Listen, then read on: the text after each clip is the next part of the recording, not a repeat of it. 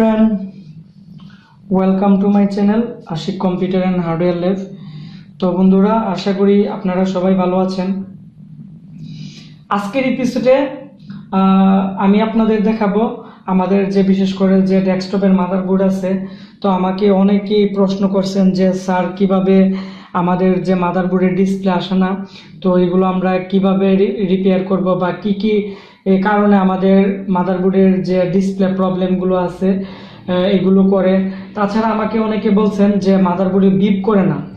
তো বিপ এবং আমাদের যে ডিসপ্লে আছে, এবং আমাকে অনেকে প্রশ্ন করছেন যে ডিবাগার কার্ড আছে, বিভিন্ন ধরনের ডিবাগার কার্ড, ওইগুলোতে 0 রেটিং করে ডিসপ্লে আসে না বা বিভিন্ন প্রবলেম। তো ওই প্রবলেমগুলো কি কি কারণে হয় বা কোন কোন সেকশনে প্রবলেম থাকলে এই প্রবলেমগুলো করে বা এগুলো আপনারা কিভাবে রিপেয়ার করবেন আমি আপনাদেরকে দেখাবো। আর বন্ধুরা, যারা আমার প্রতিনিয়ত ভিডিও দেখতেছেন, তো আশা করি আমার এই ভিডিওগুলো আপনারা প্রতিনিয়ত আপনারা মনোযোগ দিয়ে দেখবেন, এবং আমাদের যে আগের ভিডিওগুলো আছে, বিশেষ করে আমাদের বিআরএম সেকশন, তারপর হচ্ছে আমাদের মুসপেক্ট, তারপর হচ্ছে এসআইইউ, আমাদের যে বিভিন্ন কম্পোনেন্ট সম্পর্কে আলাদাভাবে ভিডিও দেওয়া আছে, এগুলো আপনারা দেখে নেবেন। তাহলে আশা করি আপনারা কোনো প্রতিষ্ঠানে বা কোনো জায়গায় যে আপনারা হার্ডওয়্যার শিখতে হবে না। আমার এই চ্যানেলটি যদি আপনারা প্রতিনিয়ত ফলো করেন, আমি 100% আশাবাদী যে আপনারা বিশেষ করে যে মাদারবোর্ড, ডেস্কটপ মাদারবোর্ড এবং আমাদের যে ল্যাপটপ মাদারবোর্ডগুলো আছে, আপনারা এগুলো অতি সহজে আপনারা রিপেয়ার করতে পারবেন। তাহলে বন্ধুরা, আমাদের যে আজকের ক্লাস আছে বা আমাদের যে আজকের টপিকস আছে, এখন আমরা শুরু করব।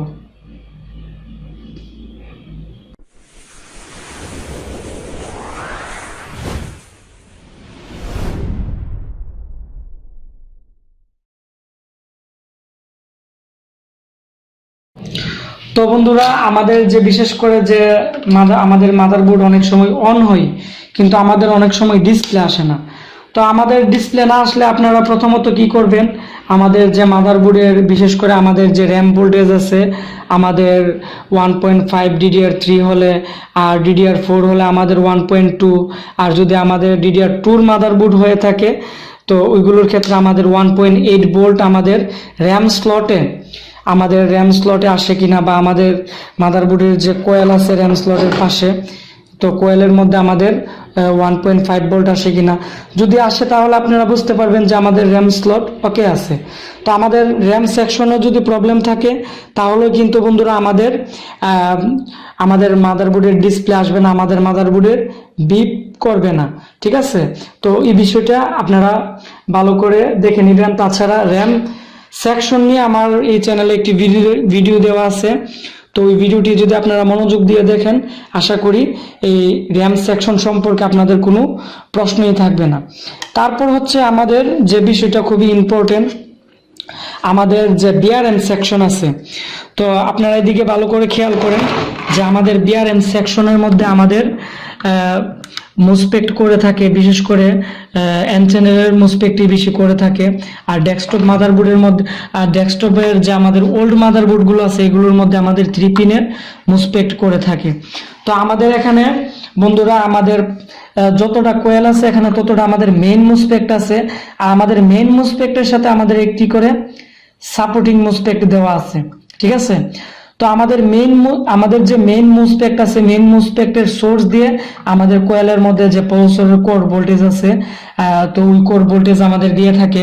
তো আমাদের প্রত্যেকটা কোয়েলের মধ্যে যদি আমাদের ভোল্টেজ না আসে, ঠিক আছে, যেমন কিছু কিছু বোর্ডে 1.2, আবার কিছু কিছু বোর্ডে 1.0, আবার কিছু কিছু বোর্ডে আমাদের 1.5, এরকম বিভিন্ন ধরনের ভোল্ট আমাদের দিয়ে থাকে।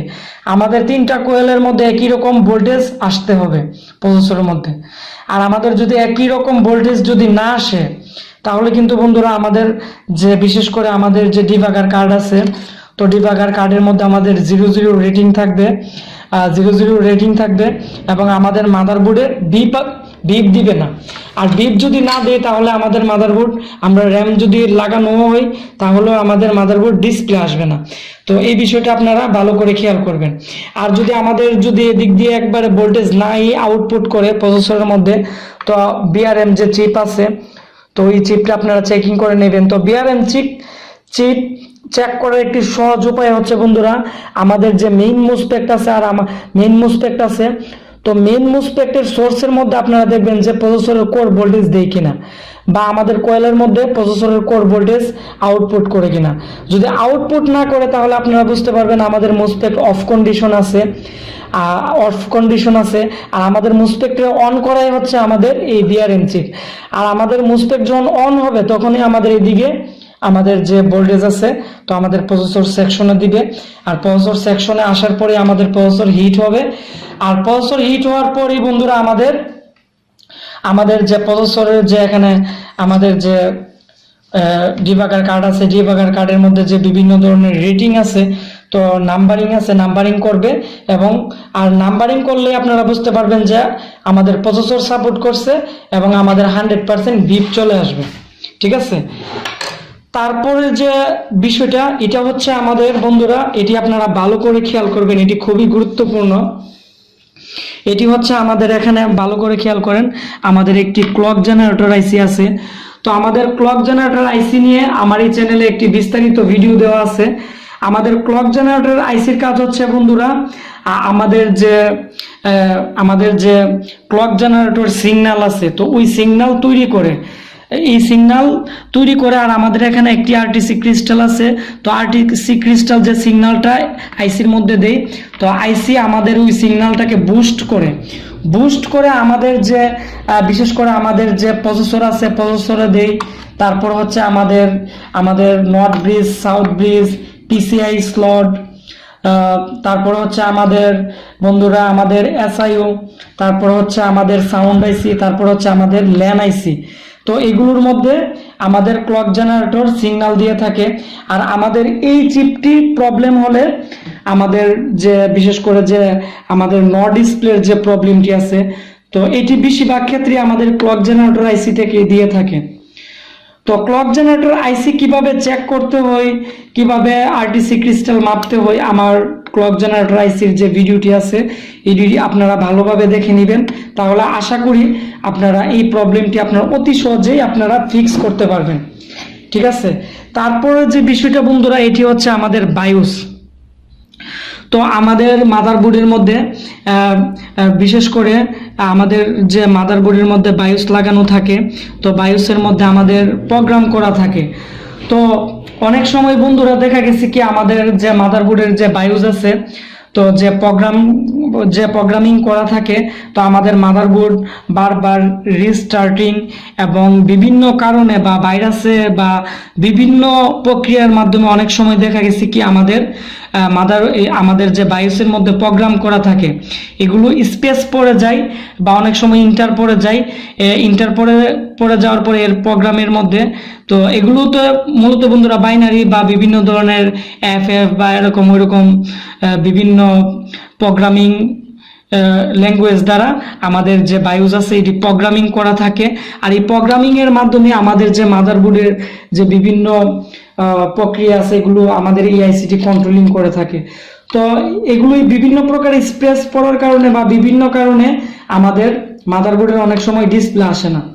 তো ওই ক্ষেত্রে আপনারা যারা বায়োস এডিট করতে পারেন, তো আমি আমার চ্যানেলে বায়োস কিভাবে এডিট করে নেক্সট টাইম ভিডিও দিব, তাহলে আপনারা অতি সহজে বুঝতে পারবেন কিভাবে বায়োস রিপেয়ার করতে হয়।